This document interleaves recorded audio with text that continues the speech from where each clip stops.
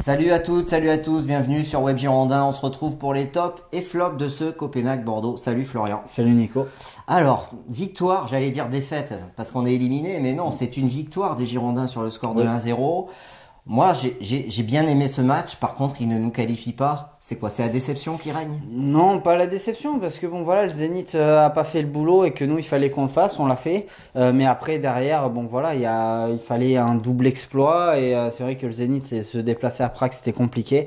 Et bon, comme l'a dit Jim Briand, c'est vrai que peut-être ce qui a manqué, c'est peut-être pas sur ce match-là, ni le précédent contre Prague, c'est sur les matchs juste avant, notamment le déplacement au Zénith où on perd un peu de manière un peu malchanceuse avec ce contrôle de balle de Koundé. On fait un non-match à Prague. On doit gagner contre Copenhague et on est à deux doigts du match nul et puis après on fait perd pas dans la la dernière voilà. minute. Donc si on a des remords entre guillemets, on les a avant ce match-là et même avant comme l'a dit Jim Briand, avant la petite remontée qu'on a fait, mais non voilà, c'est moi je pense qu'on doit avoir des remords sur des petits détails plus que sur le contenu global des matchs en fait. Ce soir, ils ont fait le job, les Girondins. Ils se sont imposés 1-0 dans un match. Moi, je voyais tout à fait ce type de match, un match prudent. Et on lâchait nos armes offensives à 20 minutes de la fin, 30 minutes de la fin, puisqu'ils sont rentrés à 30 minutes de la fin et ils font le job. Alors, ce que je vous propose, on va faire comme d'habitude les tops et les flops. Donc, on va voir la compo d'équipe. Costil dans les buts, Sabali, Koundé, Pablo, Punje, Otavio, Le Ragueur, Plasil, Briand, Cornelius et Depréville. Cette compo, comment tu la juges? C'est vrai qu'on pouvait s'attendre à autre chose dans le sens où voilà, il y a ce match de Marseille qui a été reporté sans doute et même sûrement à 2019, donc sans doute au mois de février parce que Marseille et Bordeaux ne sont pas qualifiés pour la suite de la compétition. Donc on aurait aimé avoir plus de vitesse sur les côtés, notamment avec Caramo qui fonctionne très bien depuis le match face au Paris Saint-Germain. Donc oui, après on a tenté quelque chose de plutôt sympa sur la première mi-temps. C'est vrai que au niveau du contenu, c'était pas trop ça. On va pas se le cacher que quand même on fait un match, j'allais dire Je trouve quand même il y avait, vas-y, un peu mi-figue, mi-raisin dans le sens où là cette fois-ci ce soir on gagne. Alors qu'on fait pas, je pense, le meilleur match des 6 qu'on a eu à dans faire le dans jeu, cette oui. compétition-là. C'est vrai que dans le jeu, je te rejoins. Par contre, il y avait l'intensité physique. Oui, mais par contre, Voilà. ça, on le savait On depuis a le su match répondre aller. présent. Oui, dans oui, l'intensité bien sûr. physique. Après, c'est vrai qu'avoir Cornelius, avoir même le Ragueur, alors qu'on peut décrier à droite à gauche, mais c'est vrai que dans le combat physique, il est toujours là. Non, franchement, la compo, on va dire, était bien. Après, on va détailler Alors tout ça. moi, je t'ai réservé sur le Ragueur Plasil pour faire du jeu au milieu, manque de technique et brillant. Mais bon, Mais on va voir moi, comme je l'avais dit pendant le live, je pensais voir clairement Yaro Plasil un cran plus haut. Et c'est ce qu'on a vu justement Ouais. moins pendant les 25 premières minutes. Allez, les tops et les flops. Benoît Costil, 2 poteaux, des arrêts quand il l'a fallu. Il a la baraka et il fait son match. Moi, je mets pas un top, mais bon match. Qu'est-ce que Ouais, t'en penses? un bon match, je dirais moyen plus, dans le sens où, ouais, voilà, comme tu l'as dit, il a les poteaux, mais bon, on va dire que, entre guillemets, les grands gardiens ont toujours cette Voilà, capacité c'est à ça. avoir les poteaux avec eux. Et là, ce soir, il les a eu clairement pour lui, mais surtout sur la première frappe de Ndoye qui était quand même assez puissante. Après la deuxième, je pense qu'il effleure légèrement et donc du coup, ça touche le poteau derrière. Et après, à la fin, il fait quand même une super parade dans le temps additionnel qui permet à Bordeaux de préserver ce score-là. Donc, non, Bien, franchement, bien, il va être ça. parti, je pense. Belle partie de Costil et j'ai bien aimé. Il a relancé assez vite quand il le Oui. fallait. Il a mis du rythme. Franchement, il est bien en ce moment, hein, Benoît Costil, Ouais, non, depuis clairement. plusieurs mois. Maxime Punje, alors, vous me faites souvent des remarques sur Maxime Punje et mes top flops.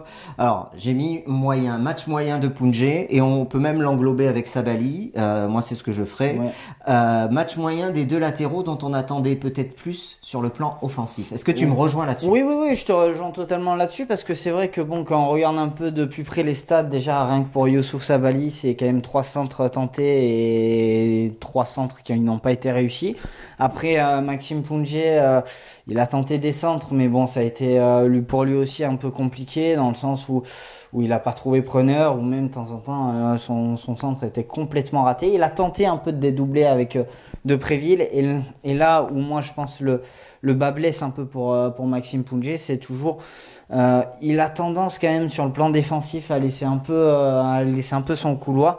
Et de temps en temps, si Bordeaux était un peu dans la panade, c'était surtout du fait des latéraux qui, moi je pense, n'ont pas tellement fait leur travail sur le plan défensif. Mais bon, après ils étaient prudents, et même offensivement, ce que je disais, ils n'ont pas apporté. Non, clairement. Bon, match moyen des deux latéraux qu'on englobe dans notre top flop.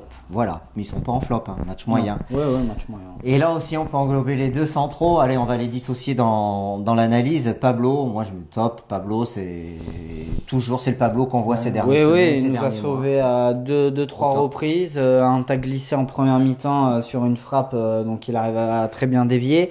Derrière, sur un peu l'erreur d'Otavio, il arrive à revenir et arrive à mettre sa jambe en opposition et justement à bloquer la frappe. C'est pas Costil. Au début, on croyait que c'était Costil qui avait bloqué la frappe, mais non, c'est bien Pablo. Donc non, un très bon match. Et de la part de Koundé, moi je trouve que depuis que Pablo est revenu de ses suspensions, même un peu, il avait eu quelques blessures en début de saison, du fait que du coup Jules Koundé était placé à droite, à gauche, c'était un peu compliqué pour lui. Et je trouve que, alors c'est une charnière qui fonctionne très bien parce que Jules Koundé nous l'a dit en conf de presse, il y a une certaine complémentarité et Pablo apporte quelque chose à Koundé comme Koundé apporte à Pablo, vice versa. Donc non, franchement c'est vraiment une charnière centrale très complémentaire et ils l'ont encore prouvé ce soir parce que bon Koundé, moi je le mets dans les tops, il a été solide. Endoy, c'est un costaud, Endoy. C'était pas évident à aller chercher et de plus il nous a fait en plus 10 ballons récupérés, soit 2 moins de la part d'Otavio. Donc il a fait un match énorme. Vraiment, il a pas été, je vais dire, peut-être vraiment dans le duel proprement parlé comme le fait Pablo avec son gabarit, mais il a été bon, il a récupéré les ballons très propres, donc limite on pourrait dire un peu travailleur de l'ombre sur ce match-là. Voilà, un match excellent pour Koundé et Pablo au top. Allez, on enchaîne avec le milieu de terrain. Otavio, j'ai mis match solide, match ap notamment, il était au combat dans cette première mi-temps et il y a cette boulette, ce ballon qui peut nous passe décisive. Passe décisive pour l'attaquant, il le lance en profondeur en deuxième mi-temps, mais il revient bien après. Oui, non, Otavio, il n'y a rien à dire dessus. Enfin si, il y a beaucoup à dire dans le sens où il a, voilà, comme je te disais juste avant, 12 ballons récupérés. Il a fait aussi 7 ou 8 interceptions. Donc non, il a gratté énormément de ballons. Top ou pas top? Moi, je ne mettrais pas top dans le sens où, oui, voilà, il y a cette passe quasi décisive pour l'ouverture du score de la part de Copenhague. Et après, bon, voilà, il y a un léger contact avec Endoy. L'arbitre aurait pu siffler penalty, mais bon, je pense que l'arbitre avait pas tellement envie de siffler des penalties ce soir. Voilà, c'est ça. Le Rager, j'ai envie de dire, il a fait du Le Rager. Match moyen, dans le combat, j'ai envie de dire, de Rager. Dans le combat, pendant 25 minutes. Avec un peu de vis aussi, pour oui, obtenir des fautes. Il en faut de toute manière, pour être un milieu dans ce profil-là, il en faut. Et après, bon, voilà, moi, je suis entre guillemets pas très très fan, dans le sens où voilà, c'est des passes sécurité, latérales. Donc oui, c'est vrai que quand on regarde les stats, il fait partie des joueurs à avoir, dans les 30 derniers mètres, avoir fait 86% de ses passes réussies. Mais bon, après, il faut voir les passes qu'il fait. C'est souvent latéral, c'est pas vraiment dans le sens du jeu. Donc oui, non, je sais pas, c'est pour moi match moyen de la part de Lucas Le Rager. Non, pas de flop. Pour moi, je mettrais pas. Quoique, je mettrais peut-être un petit flop. D'accord. Mettrais peut-être moi, j'aurais mis moyen, mais bon, ok.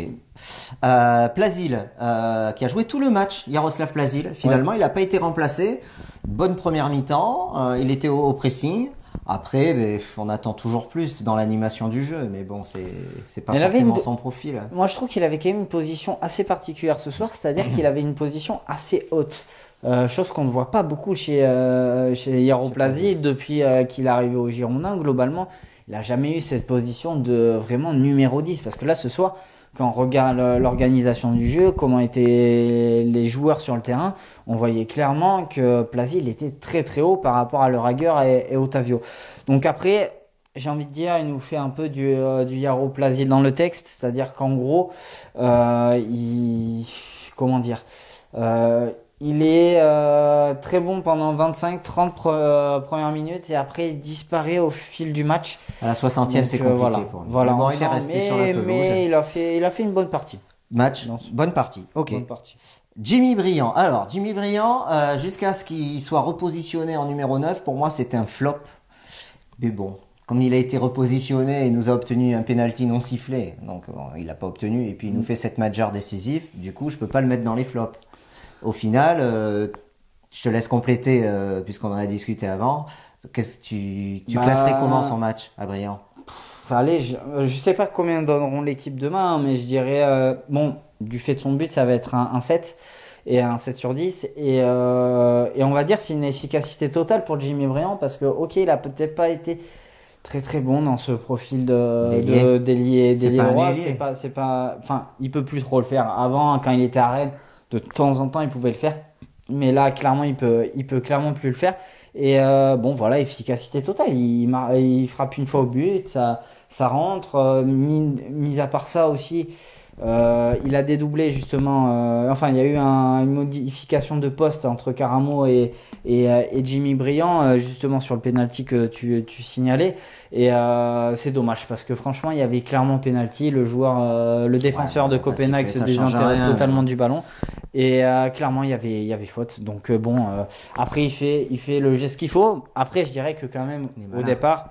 Oui, il est malin, mais au départ, il nous fait enfin, on va dire que Yann Caramo, on en parlera juste après, mais il fait quand même un super travail. Et finalement, Jimmy Briand, on a beau le décrier, on a beau dire oui, bon voilà, c'est pas terrible en position de neuf, etc. Non, oui, mais surtout en ailier là. C'est pas un ailier. En position d'ailier, c'est pas possible. De temps en temps, on dit voilà, enfin, il faudrait un autre attaquant, il faudrait Cornelius, etc. Cornelius, je suis pas sûr qu'il marque le but qu'il a mis ce soir. Et en deuxième, on va dire en deuxième argumentation, il marque toujours au moment important. Il a marqué contre le Zénith. Il avait réussi à marquer contre le Paris Saint-Germain, contre Saint-Etienne, dans des victoires importantes. Donc, ou même dans des... bon, on a perdu contre le Zénith, mais bon, voilà. But. Oui. Donc, voilà. Au final, un match replacé en 9, il nous fait gagner, quoi. Ouais, moi je mettrais un petit top parce que son but il est pas si évident à mettre, donc oui, je mettrais une course geste, voilà. pour toi, mérite le top. Ok. Donnez-nous votre avis, vous aussi, sur les tops et les flops. On continue avec les titulaires. Cornelius, remplacé à la 60e. Bon dans le jeu dos au but, voilà. Moi j'ai envie de dire bon match, pas exceptionnel, mais bon match, utile en première mi-temps dans le combat physique et dans la conservation du ballon. Ouais, donc, notamment on l'a vu dans le combat physique, il y a un moment donné, je crois que c'est vers la 20e minute, où il se prend une double charge, c'est-à-dire déjà il va au contact avec un joueur de Copenhague et après derrière il y en a un deuxième qui arrive en mettant un bon coup de coude au niveau de la... Les pectoraux. Non, c'est pas pectoraux, je pense que c'est au niveau sur le côté, clairement. Donc voilà, c'est... Après, on sait Cornelius, on sait très bien qu'il peut pas jouer tous les matchs 90 minutes avec l'engagement qu'il donne, avec aussi... son physique, moi j'ai tendance à l'appeler le diabaté blanc dans le sens où il se blesse très régulièrement.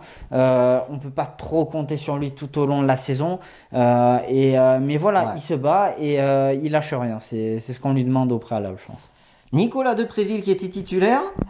Alors sur son match, moi j'ai trouvé qu'il avait fait un match où il s'était bien dépensé. Il y a eu quelques bonnes accélérations, quelques pertes de balles, un match moyen. Et puis il y a cette sortie où il jette les gants, il est énervé parce qu'il veut pas sortir. Voilà, comment t'as trouvé son match et puis sa sortie? Moi je voulais pas mettre de flop ce soir, mais je vais sortir un peu de mon droit de réserve entre guillemets. Et je pense que je mettrai un flop à Nicolas Depréville. Je comprends pas sa sortie honnêtement. Déjà pour moi il fait pas un match excellent. Clairement il y a des pertes de balles, etc. Je trouve que il n'a pas si apporté que ça par rapport au dernier match, que ce soit contre Saint-Etienne où il est passeur décisif, le but qu'il met contre le Slavia où il avait vraiment fait une super prestation, moi je trouvais.